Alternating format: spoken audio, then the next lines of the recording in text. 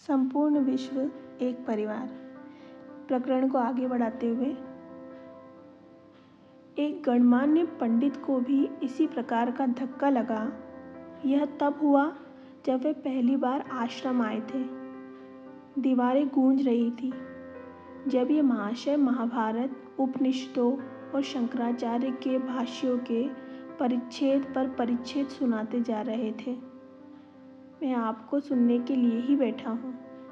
श्री युक्तेश्वर जी के स्वर में ऐसी जिज्ञासा थी जैसे तब तक वहाँ पूर्ण मौन रहा हो। पंडित जी संभ्रम में पड़ गए। उद्धरण तो आपने बहुत दे दिए। मैं अतिथि महोदय से आदर युक्त दूरी बनाए अपने कोने में पालती मारकर बैठा था। गुरुदेव के शब्दों से हंसी के मारे मेरे पेट में बल पड़ने लगे। परंतु आप अपने व्यक्तिक जीवन से कौन सी मौलिक व्याख्या प्रस्तुत कर सकते हैं? किस शास्त्र या सूत्र को आपने आत्मसात कर अपने जीवन में उतारा है?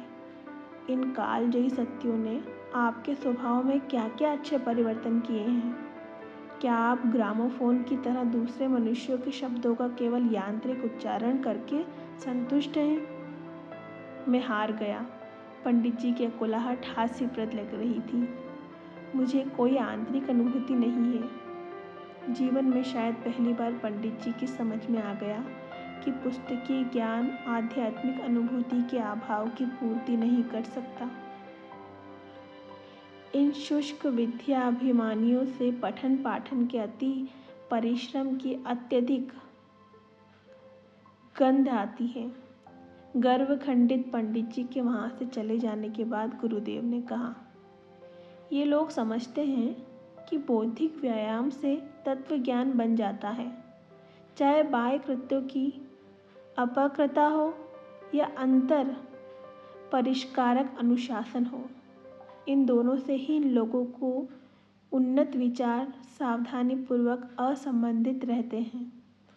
अन्य अवसरों पर भी गुरुदेव मात्र पुस्तकीय ज्ञान की निहितार्थता को अपने उद्देश्यों में व्यक्त करते रहते थे। विस्तृत शब्द ज्ञान को ही ज्ञान मान लेने की भूल मत करो। वे कहते, यदि एक समय पर एक ही श्लोक को लेकर धीरे धीरे आत्मसात किया जाए तो धर्मशास्त्र आंतरिक अनुभूति की जिज्ञासा जगाने में लाभकारी हो सकते हैं। अन्यथा निरंतर बौद्धिक अध्ययन से मिथ्या अभिमान, झूठा संतोष और अपरिपक्व ज्ञान से अधिक कुछ भी प्राप्त नहीं होता। शास्त्रों के अध्ययन का अपना एक अनुभव श्री युक्तेश्वर जी बताया करते थे। स्थान था पूर्वी बंगाल के एक वन में स्थित आश्रम, जहां उन्होंने एक विख्यात गुरु श्री डबरू वल्लभ की पद्धति का अवलोकन किया। उनकी पद्धति जो सरल भी थी और साथ ही कठिन भी, प्राचीन भारत में प्रयोग में लाई जाती थी।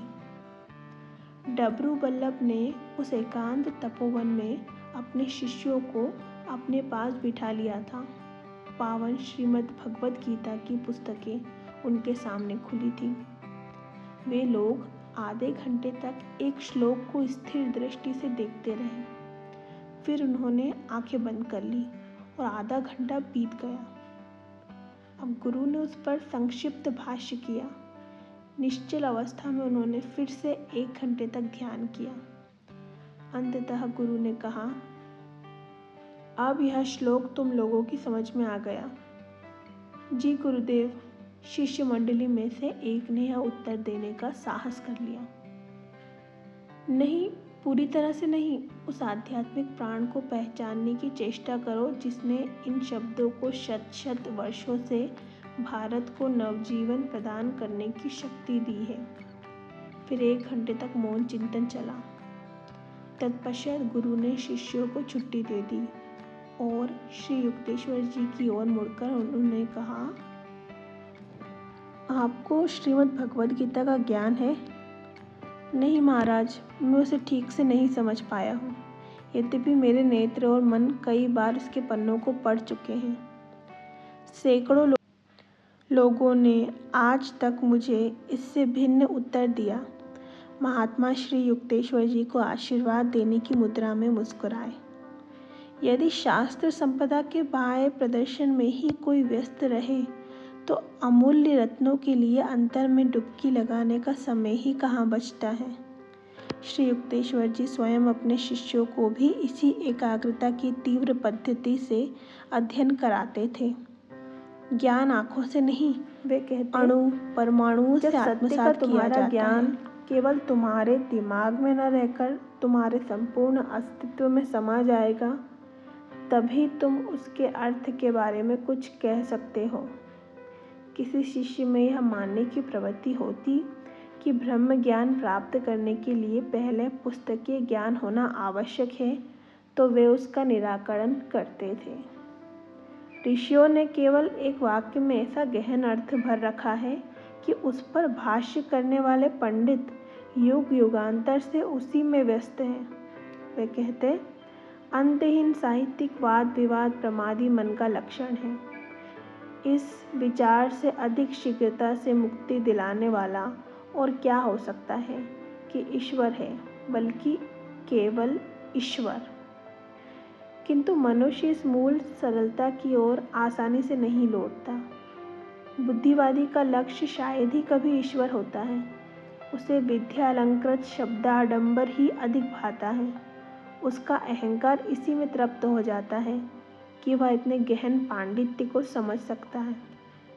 जिन लोगों में अपने धन संपत्ति का या सामाजिक मान मर्यादा का अहम भाव होता था, उनके साथ यह संभावना सदा ही बनी रहती थी कि गुरुदेव के सानिध्य में आने पर उनकी विविध संपदाओं में विनम्रता का धन भी जुड़ जाए।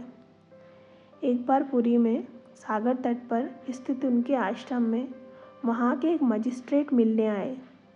यह मजिस्ट्रेट महोदय अपनी निष्ठुरता के लिए जाने जाते थे और हमें आश्रम से बेदखल करना उनके पूर्ण अधिकार में था।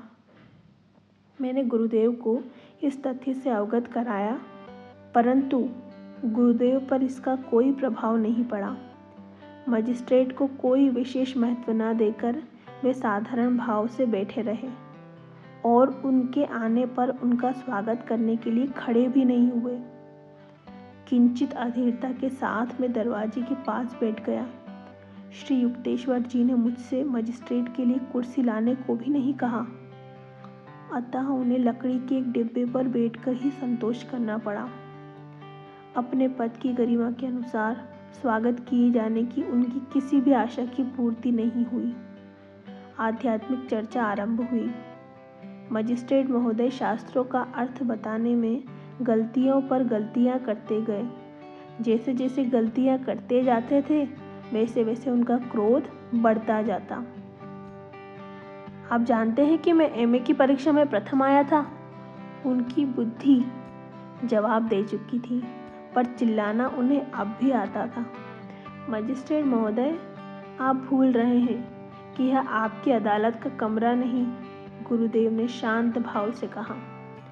आपकी बचकानी बातों से तो यही लगता है कि आपका विद्यार्थी जीवन कोई विशेष प्रतिभावान नहीं रहा, और वैसे भी यूनिवर्सिटी की डिग्री का वैदिक ज्ञान से कोई संबंध नहीं है।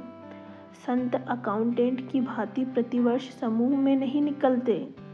कुछ देर तो मजिस्ट्रेट महोदय स्तब्ध रह गए, फिर दिल खोलकर हंसने लगे। पहली बार किसी देवी मजिस्ट्रेट के साथ मेरा सामना हुआ है, उन्होंने कहा। बाद में उन्होंने कानूनी शब्दों से भरी भाषा में, जो उनके व्यक्तित्व का एक हिस्सा ही बन चुकी थी, अस्थायी शिष्य के रूप में स्वीकार किए जाने का औपचारिक निवेदन किया। लाहिड़ी महाशय की तरह ही युक्तेश्वर जी ने भी अनेक अवसरों पर संन्यास ग्रहण के इच्छुक अपरिपक्व शिष्यों को उससे परावृत किया। ये दोनों ही गुरु कहते थे। ईश्वर के साथ की अनुभूति का अभाव होते हुए भी गेरुआ वस्त्र धारण करने का अर्थ समाज को ठगना है। त्याग के इन बाह्य प्रतीकों का विचार मत करो, जो तुम में झूठा अहंकार उत्पन्न करके तुम्हारी हानि कर सकते हैं। तुम्हारी स्थिर दैनिक आध्यात्मिक प्रगति के अलावा और किसी बात का कोई महत्व नहीं है, और उसके लिए क्रिया योग का उपयोग करो।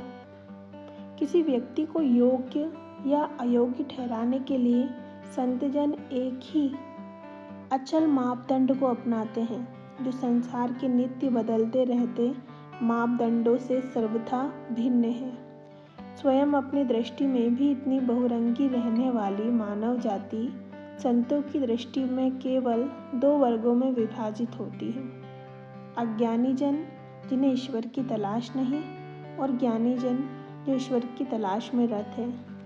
मेरे गुरु अपनी जमीन जायदाद से संबंधित प्रत्येक छोटी छोटी बात की भी देखभाल स्वयं करते थे। भिन्न भिन्न अवसरों पर विश्वासघाती लोगों ने गुरुदेव की पैतृक जमीन जायदाद पर कब्जा कर लेने का प्रयास किया था। उन सबको श्री युक्तेश्वर जी ने दृढ़तापूर्वक, यहाँ तक कि उनके विरुद्ध मुकदमे भी दायर करके मात दे दी। इन सब दुखदायी अनुभव से उन्हें इसलिए गुजरना पड़ता था क्योंकि वे भिक्षाजीवी गुरु नहीं बनना चाहते थे, ना ही वे अपने शिष्यों पर बोझ बनना चाहते थे। आर्थिक स्वतंत्रता भी एक कारण थी कि मेरे प्रखर स्पष्ट वक्ता गुरु कूटनीति के छल कपट से पूर्णतया अनभिज्ञ थे। उन गुरुओं के विपरीत जिन्हें उनका भार वहन करने वाले दाताओं के अहम भाव को संतुष्ट करना पड़ता है। मेरे गुरु दूसरों के धन ऐश्वर्य के प्रत्यक्ष या सूक्ष्म किसी प्रकार के प्रभाव में नहीं आते थे। मैंने उन्हें किसी से किसी भी काम के लिए पैसा मांगते या उसका संकेत भी करते कभी नहीं सुना। उनके आश्रम की शिक्षा सभी शिष्यों के लिए निःशुल्क थी। एक बार श्री रामपुर आश्रम में सम्मन देने के लिए अदालत का एक कर्मचारी आया। कन्हई नाम का एक शिष्य और मैं उसे गुरुदेव के पास ले गए। श्री युक्तेश्वर जी के प्रति उस कर्मचारी का रवैया अपमानजनक था। आपकी भलाई अब इसी में है कि आप अपने इस आश्रम की छाया से बाहर निकलकर जरा अदालत की सत्यनिष्ठ हवा खाएं, उसने अपमानजनक स्वर में कहा। मैं अपने आप पर काबू नहीं रख सका। इसके आगे यदि गुस्ताखी का एक भी शब्द तुम्हारे मुंह से निकला तो तुम अभी यहीं धूल चाटते नजर आओगे। मैं उसी इरादे में उसकी ओर बढ़ने लगा। कन्हई भी उस कर्मचारी पर चिल्ला रहा था, अरे दुष्ट, तुम्हारी यह हिम्मत भी कैसे हुई? तुम अपनी दुष्टता को इस पवित्र आश्रम में लेकर कैसे आए? किंतु गुरुदेव उस कर्मचारी के रक्षक बनकर उसके सामने खड़े हो गए। अकारण उत्तेजित होने की आवश्यकता नहीं। यह आदमी केवल अपने कर्तव्य का पालन कर रहा है। वह कर्मचारी इन विभिन्न प्रकारों से होते अपने स्वागत को देखकर चकित रह गया और आदरपूर्वक क्षमा मांगकर वहां से द्रुत गति से चला गया। बड़ा आश्चर्यजनक था यह देखना कि एक उग्र इच्छा शक्ति वाला सिद्ध पुरुष अंदर से इतना शांत शीतल भी रह सकता था। वेदों में संत के विषय में दी गई परिभाषा श्री युक्तेश्वर जी पर सटीक बैठती थी। वज्रादपि कठोराणी मृदुनी कुसुमादपि, अर्थात जहाँ दया का प्रश्न है वहाँ फूलों से भी कोमल, जहाँ सिद्धांतों का प्रश्न है वहाँ वज्र से भी कठोर। इस संसार में सदा ही ऐसे लोग होते हैं जो ब्राउनिंग के शब्दों में स्वयं अंधेरे में रहने के कारण प्रकाश को सहन नहीं कर सकते। कभी कभी कोई आदमी आकर अपनी किसी काल्पनिक शिकायत पर श्री युक्तेश्वर जी को भला बुरा कह देता। मेरे स्थित प्रज्ञ गुरु नम्रता से उसके द्वारा की जा रही अपनी निंदा सुनते और अंदर ही अंदर अपना विश्लेषण करते जाते, यह देखने के लिए कि वह जो दोषारोपण कर रहा है उसमें कहीं कोई सत्य का अंश तो नहीं। ऐसे प्रसंग गुरुदेव की अप्रतिम उक्तियों का मुझे स्मरण करा देते। कुछ लोग दूसरों के सिर काटकर स्वयं ऊंचा बनने का प्रयास करते हैं। साधु संतों की अचल शांति उपदेशों से कहीं अधिक प्रभावकारी होती है।